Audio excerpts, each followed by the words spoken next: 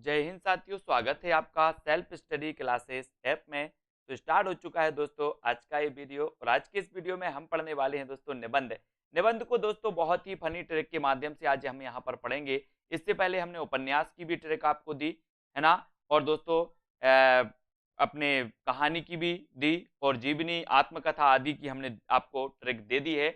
अब दोस्तों यहाँ पर हम निबंध पढ़ने वाले हैं, और निबंध में आज का आपका पहला प्रश्न है कि श्रृंखला की कड़ियां निबंध के रचनाकार कौन हैं। जल्दी से बताएं, 2 सेकंड आपको दिए जाते हैं, 4 विकल्प भी आपके सामने हैं।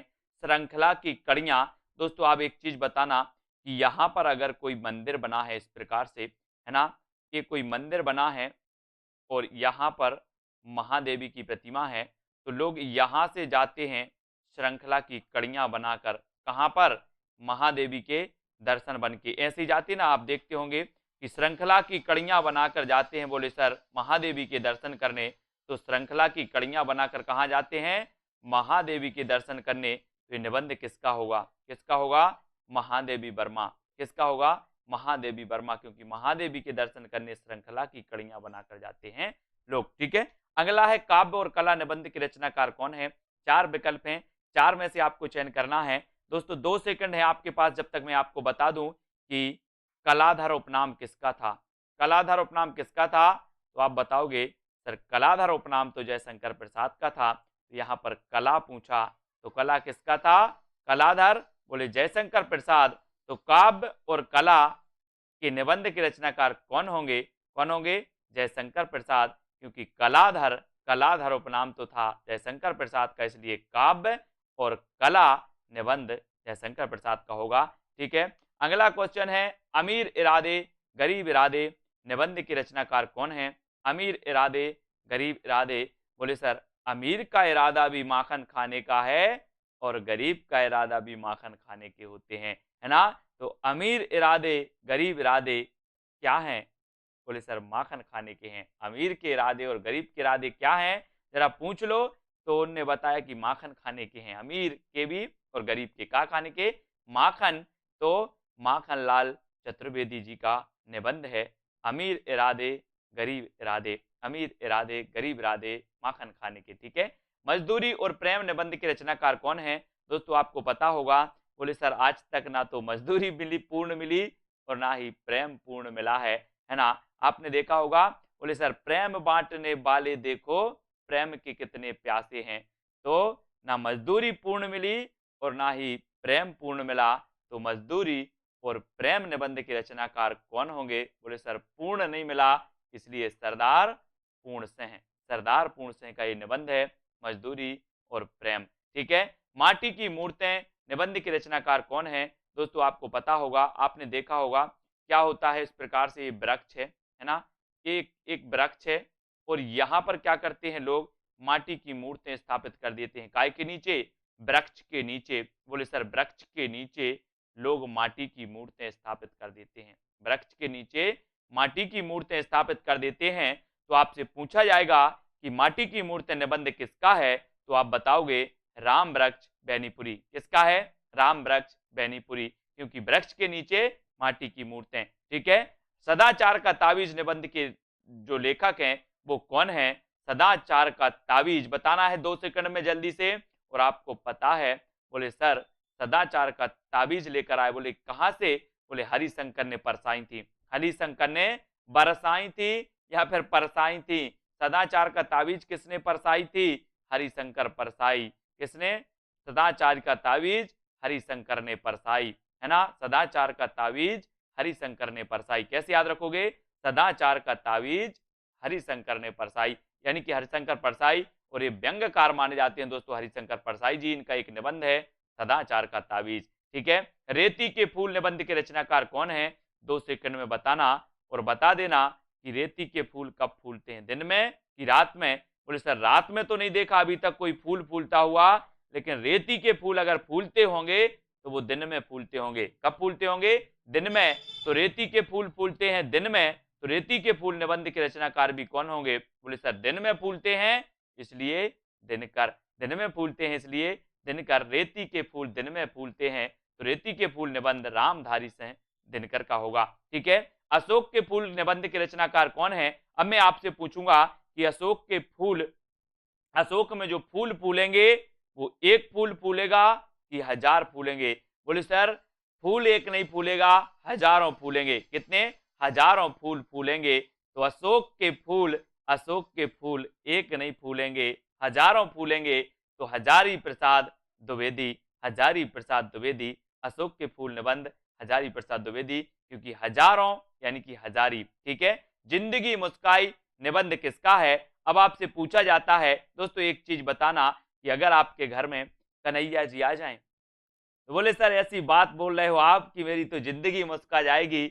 अगर मेरे घर कन्हैया आ जाएं तो जिंदगी मुस्का जाएगी। अपन कन्हैया जी की पूजा करते हैं और अचानक आपके घर कन्हैया जी आ जाएं तो आपकी जिंदगी क्या होगी? दुखमय की मुस्का जाएगी? बोले सर कन्हैया आ जाए तो जिंदगी मुस्का जाएगी। तो जिंदगी मुस्काई कन्हैया लाल मिश्र प्रभाकर, कन्हैया लाल मिश्र प्रभाकर। बी नंबर आपका बिल्कुल सही है। चितवन की छाह निबंध की रचनाकार कौन है? चितवन की छाह की छाह आया दोस्तों, तो आपको पता है कि जब आप विद्या प्राप्त करते हो तो गुरु की छाह में करते हो कि नहीं करते? बोले सर करते हैं। तो विद्या प्राप्त करते हैं तो छाह में करते हैं। ऐसे ही पूछा गया चितवन की छाह है, और छाह में हम क्या प्राप्त करते हैं?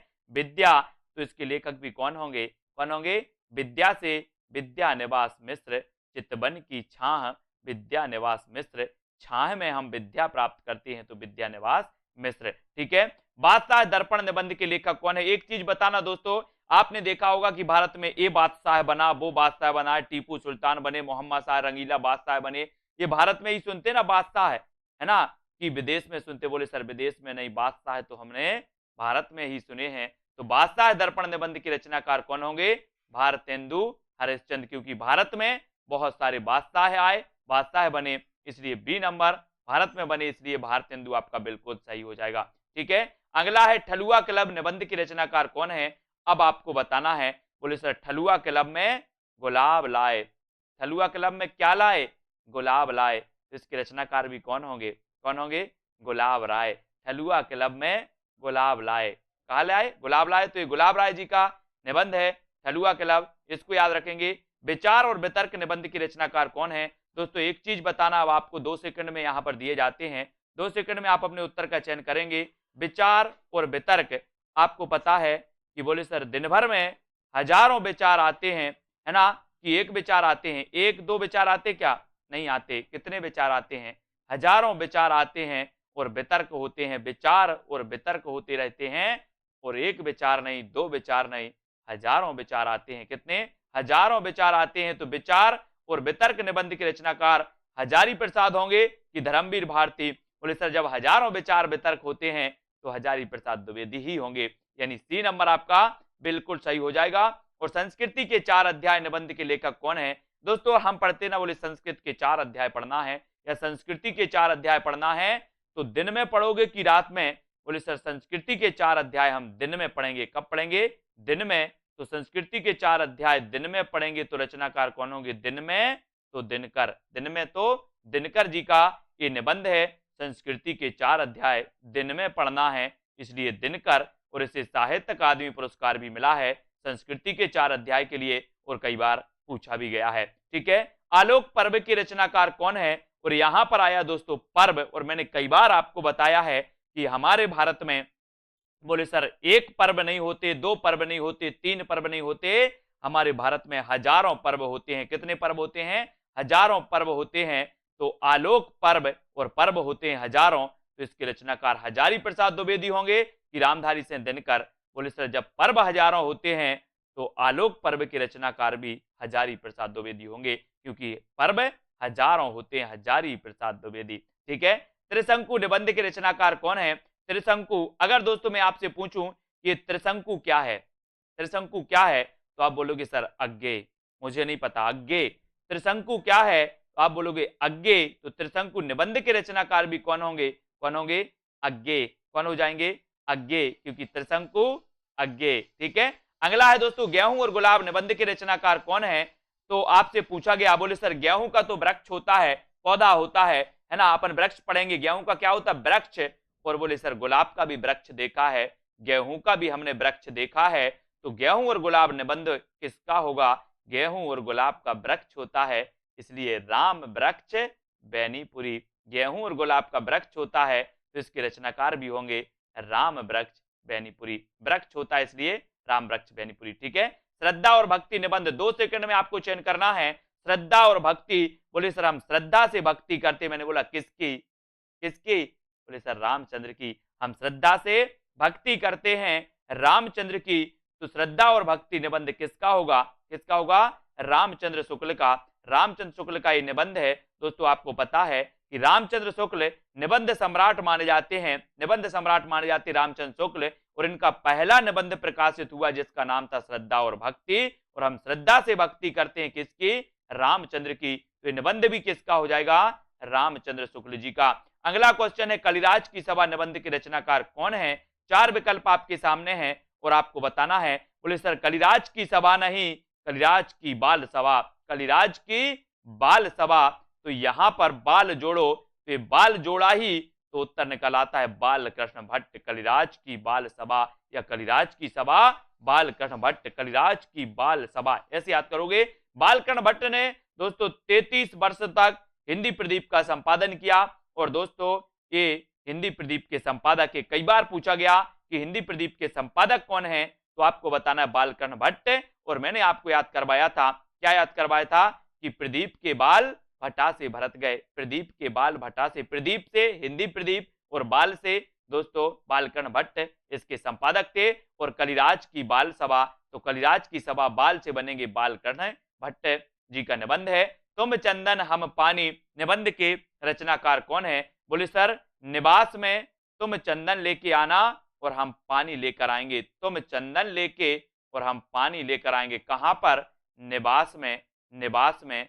तो विद्या निवास मिश्र, विद्या निवास मिश्र। निवास में क्या लेकर आना, तुम चंदन और हम पानी लेकर आना। कहां पर, स्कूल में कि निवास में, बोले सर निवास में। तो तुम चंदन और हम पानी विद्या निवास मिश्र जी का ये निबंध हो जाएगा। तो दोस्तों यहां पर हमने टॉप 20 निबंधों को पढ़ा। ये निबंध हमेशा पूछे जाते हैं, कई बार पूछे गए हैं, है ना। कैसा लगा फटाफट से जल्दी से बताएं। और दोस्तों इसी प्रकार से फनी फनी ट्रिक के माध्यम से हम सारी रचनाएं, निबंध, नाटक सब कुछ याद करेंगे। ठीक है, तो आज के वीडियो के लिए बस इतना ही। जय हिंद।